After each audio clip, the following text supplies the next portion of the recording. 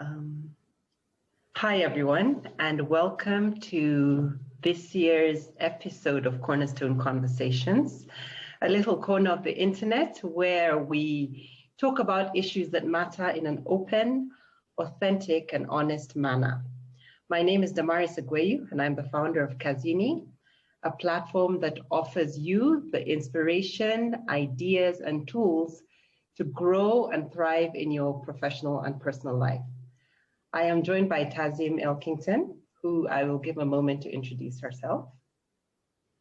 Oh, thank you. You want me to introduce myself? Okay, so I am Tazim Elkington. I refer to myself as an evolutionary disruptor, which means that status quo doesn't work for me, as you can imagine. And I am a leadership trainer, a culture company, organizational company, culture trainer. I am also a hypnotherapist, a talk therapist, an age regression therapist, transpersonal regression therapist, an inner child therapist, and I am also a writer, a speaker, a poet. And I mean, you know, there's a whole lot more to that. But I think that's enough for today. Thank you. Yeah, I think that covers it. So today we're going to talk about emotional intelligence. Now, this is a topic that's quite new to many people who grew up in, who were probably born after the 90s, because before we would hear a lot about IQ, which is your intellectual abilities, your ability to reason, solve problems, and that kind of thing. And then only recently, we've started hearing a lot more about emotional intelligence as part of our human journey. So maybe, Tazim, you can just start by giving us a definition of what emotional intelligence is. So emotional intelligence, there are so many versions of emotional intelligence, and people find it challenging to actually look at what it really is. So let's look at what is emotional intelligence per se. And emotional intelligence is the ability to understand one's own emotions in order to understand the emotions that other people are experiencing. And why is it that, in the last decade or so, why is it becoming a hot topic or a topic of real discussion? And the reason why it's becoming a topic of discussion is because if we go back to our education systems, our political systems, our religious systems, our tribal, cultural, traditional systems, racial systems, if we look at it over centuries, our emotional intelligence has been stumped. And it's been stumped on the basis that we're really not allowed to feel what we're feeling. We're supposed to feel what other people expect us to feel. And so there's a huge disconnect and a big gap in understanding one's own emotions. And if you don't understand your own emotions, how are you going to understand what someone else is feeling? Yeah. In fact, when you say that, it just reminds me of, I don't know if you've ever been told this, and I think it's directed at women in particular, to stop being so emotional. And it's taken as a kind of a jibe, like being emotional is not something you're supposed to be. Yeah. Can you speak a little bit to that, especially in as far as it's usually directed towards women who tend to be more emotional? Well, women in general are more emotional, as in they feel their emotions more than men. because men have been told since they were little boys that they're not allowed to cry, they're not allowed to feel, they're not allowed. So it goes back, if you look at it, that the seat or the foundation of emotional intelligence being, or the emotional quotient being suppressed is because of the entire patriarchy and the patriarchal where we live, where women's sense of being has been repressed and suppressed for centuries. So when a woman actually starts to say what she's feeling or starts to express her feelings, she gets shut down immediately, because it's something that men have been removed and made to feel that that is not appropriate because it's weak. And then women have been told that if they're emotional, then they're weak. So emotions were regarded as a sign of weakness, mostly, if you look at it. So what people do is, for example, when you have a big fight at home with your spouse or your partner or somebody, and you leave your home and you go to the office, you have to pretend everything is fantastic.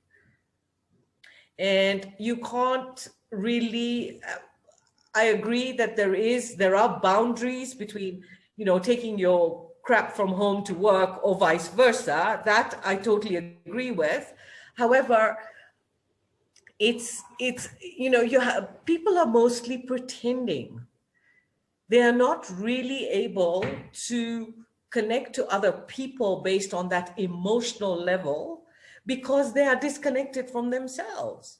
So women, of course, even for example, let's talk about when a woman's going through a pre-menstruation or during menstruation or post, and she's emotional and she might burst into tears for no reason, and she'll be told that she's behaving, out of whack. So when we look at this whole thing around emotional intelligence or the emotional quotient, is to say that we are not in touch with ourselves.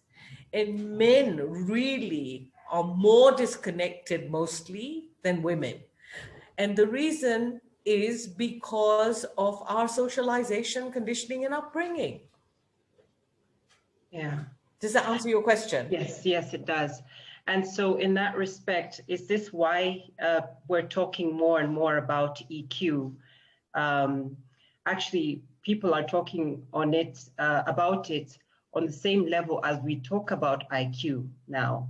So is it because people are becoming more aware that it is an essential part of our human journeys? My sense is that we have saturated IQ to a point that it is no longer the priority as it has been since industrialization, for example, since, the world exploded with businesses and marketing and advertising, and everything was geared to measuring up on the skills based on IQ. And what we've done is we've actually created workspaces that are so unhealthy that people are suffering from all types of mental breakdowns, because everything is geared to profit. Everything is geared to making more. Nothing is enough. So when we look at how IQ has been saturated and that it actually doesn't serve the purpose anymore on its own, that we cannot have IQ without the other quotients as well, which is, we're talking about emotional intelligence today. And there are others as well. There is SQ, there is SPQ, and we can maybe have conversations about that later. We'll leave that hanging so people try to figure out what we're talking about. I'm not going to go into more details. So we'll just bait that. And so what's happened is we've created these workspaces that are literally like going to a graveyard, where you go in, you dig, and you compete, and you come home and each day you get more gray, more desperate, more dissatisfied because the money part isn't working anymore. You know, it isn't enough. People are beginning to realize that if I have the job of a CEO for 10 years, at the end of that 10 years or 5 years, I will be a completely dried out lemon. I will have absolutely no juice left. Mm. Realizing, okay, so there's more to life, there's more to being than your intellect. And the intellect has made us make so many decisions that are so hardcore and so bloodless that we've got to start waking up to the fact that we are not our mind, our left side of the mind where the intellect purely performs from, which is the logical, analytical, planning part of our mind. We're human beings, and part of our human nature is to feel, which has been ignored over centuries. Which brings me to the next part, that because there is a misunderstanding that emotions are, the emotional quotient is more on the right side of our minds, okay? It lives in the right brain sphere, where there's creativity, where there's color, where the rainbows, you know, make everyone smile. This is the part of the mind we have literally squashed. And this is where the feminine principle resides.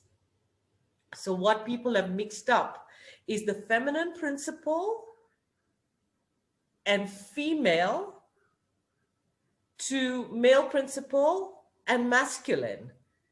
So what people don't realize, that we're made up, our makeup, the way we've been created, is our feminine principle and our masculine principle. We have that as women and men. All human beings have both those principles. And what we've done is we have not nurtured the feminine principle, because in the patriarchal mind is if we nurture the feminine principle, women will become stronger. Whereas what they've completely missed is that even they have the feminine principle, which has been completely squashed. Yeah, absolutely. So you talked about you gave an example of a CEO who becomes like a dried up lemon, if I may use your words. Can you speak a little bit to the concept of being a great leader and being emotionally intelligent as a leader? How emotional intelligence plays into leadership? So leadership is, again, based on very patriarchal concepts that we've lived through, okay? And I have personally had so many experiences, as I'm sure you have, that, you know, for a woman to get into senior positions, or for a woman to be in any position, forget about senior positions. Getting into senior positions is a challenge, but then being in any position, she is always put beneath, and she is not, it's changing now. Thank goodness it's starting to change. However, mostly if you look at leaders at the top of any organization, it has been a male dominated situation, okay? Now, when women start to get those higher up positions, we're clapping really hard, whereas really we ought not to be clapping. That ought to be the norm. You know, Mm. we ought to have policies where every organization must have a percentage of women in the organization and a percentage of women in the leadership teams. This ought to be a policy. We don't have that. So taking it to the question you've asked me, why is emotional intelligence important for CEOs and MDs and GMs? The reason being they have to start reprogramming. The organizations that will succeed in the 21st century post this second decade or the third decade that we're going into, post-COVID, must understand that unless they have emotional intelligence, they will not be able to have their companies becoming successful. This is an inherent part of the change that is going to take place, because worldwide, the feminine principle is starting to come alive. And it is coming alive because it's time for us to create an equal opportunity world, which we've not really existed in so far. Mm. So if a CEO does not understand the importance of how to operate from a feeling, understanding aspect, their businesses will actually not succeed. Mm. So how does one, let's say you are a CEO who has blocked and, completely buried that feminine principle, which equates to emotional intelligence. Let's say I'm one of those people. How do I go back to unlearning some of these things and getting my feminine principle back if I was male and this is what I've been doing? Well, if you're one of them, even if you're female, And if I'm it female, doesn't mean, yeah. even if you're female, it doesn't matter. That's because true. actually Yeah. women trying to compete in the man's world have actually frozen themselves even Right. more. Yeah, that's true. Yeah? And push themselves into little boxes to fit even more. So regardless of what gender you are, if you realize that your emotional part is frozen, there's no other way. I mean, if you look at it, if you are a CEO or an MD or heading a decent organization, a decent sized organization, or even if you're running your own business, people need to start coaching now. People need to get into, and life coaching, again, I'm a little bit wary of that because it's also got a lot of connotations. But however, in this case, you have to find yourself someone that can lead you through defrosting, reconnecting with yourself. It's a process. It's therapy. There's nothing you can do about it. You are not capable of defrosting yourself, because if you were, you'd have done it by now. So all these people that are running organizations and businesses have to really consider that they need to get into therapy, coaching, whatever you want to call it. And it is, if you go to North America, you go to Europe, every single top person is now working with business coaches and therapists to bring new juice into their own blood, into their own mind, and for their organizations. This is no longer a taboo.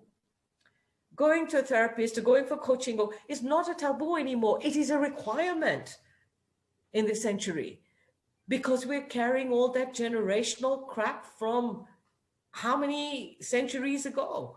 And if we don't clean it up, we're going to keep repeating what has been repeated so far and has not given us the results we want, which is people living their lives and stop being robotic, working 12, 14 hours a day. It's no longer viable. It's no longer possible for human nature to keep sustaining that. This is why people are breaking down. That was actually my next question. What would be the repercussions of ignoring this kind of advice? That would be well, ignoring this kind of thing, like I said, first of all, you won't be part of organizations. You might be able to stretch it for another decade or two. However, your organization will fall apart because you know what? The millennials are not interested in working in environments where people are controlling them. They're not interested in working in environments where they're being told what to do. They're not interested in those 30, 40-year-old jobs where they get a pension and a handshake and a watch or a painting at the end of it. They couldn't be bothered, really. For them, it's the excitement. It's what keeps them vibrant. And so you'll see the millennials don't have these long lifespans in jobs. So to keep them engaged, you've got to change, because mostly CEOs are older than these millennials coming into the workforce. And so the repercussions, one is you will have no retention with your people. Two, also, you will have no retention with your customers, because customers want the feel-good, soft, warm, cuddly feeling. They want to know they're recognized. They want to know they're remembered. Okay, customers, we have to look at it from both angles. And then when you look at it from profits, all of this affects your profits. And lastly, because we have shrunk the way we work, meaning that because we are so, human beings have become so greedy and profits are the key, they shrink the workshop so that people are working longer hours and getting completely saturated, which then also triggers a lot of depression, exhaustion, anxiety, the whole thing about meeting deadlines and performance. All of that has to change. We have to create new models completely, because we cannot enslave human beings anymore. That is the role of slavery. We're not slaves anymore, and we have to stop that. Yeah. And this applies to the home front as well, with families and parents and their children. Yeah. Everything. We've got to be mindful of even the people who are looking after the children. Some of the stories I hear are absolutely gross. Where live-in caregivers start at 6, 7 in the morning and finish at 10 o'clock at night. It is appalling. And so we need to be aware of this stuff. Yeah, absolutely. Okay, I think that about covers the topic, unless there's anything you'd like to add onto the whole emotional EQ conversation. So I think first, it's really important that people acknowledge that this is an issue, and then embrace the fact that they have to become different human beings. And lastly, contact me for more details, because I have a whole program on emotional intelligence and all the other SQ, SPQ that I had discussed before, and we can have a conversation about that.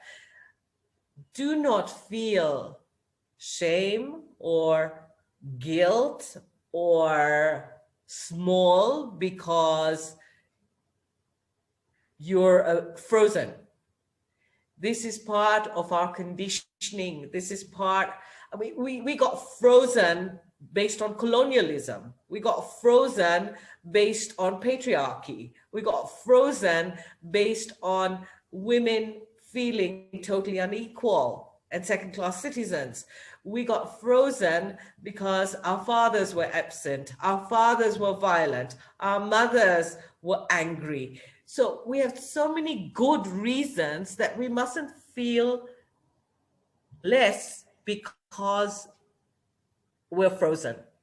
So let's start to defrost. And I think on that note, that's what I would say. Okay, thank you. Thank you so much. So to contact Tazim, I'll have links below this video with her email address. I'll link to her website and email address. And if you like what you hear, please subscribe to this channel and catch up with us again during our next conversation.